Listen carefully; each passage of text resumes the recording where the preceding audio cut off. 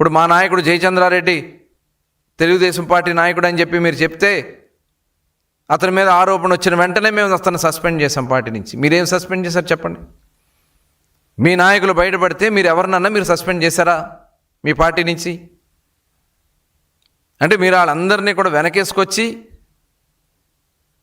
ఈ ప్రభుత్వాన్ని అస్థిరపరచాలని కుట్ర పన్ని. ఇదే జగన్మోహన్ రెడ్డి గారు ఏం మాట్లాడారు? ప్రతి 3 బాటిల్స్కి 1 బాటిల్ కల్తీ మద్యం ఉందన్నారు. అందుకని మేము యాప్ తీసుకొచ్చాం. యాప్లో ఎక్కడన్నా ఒక్కడన్నా కల్తీ మద్యం ఉందని ఈ రాష్ట్రంలో మీరు నిరూపించగలిగారా? ఇవాళ మీరు మద్యం గురించి మాట్లాడుతూ ఉన్నారు. మీవన్నీ కూడా ఒక్కొక్కటి అన్నీ బయటకు వస్తూ ఉన్నాయి.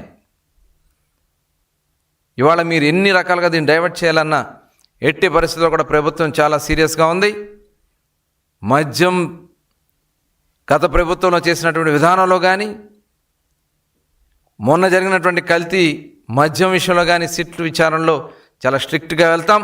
బాధ్యులపైన తీవ్రమైనటువంటి చర్యలు తీసుకుంటాం అనేది స్పష్టంగా తెలియజేస్తున్నాం.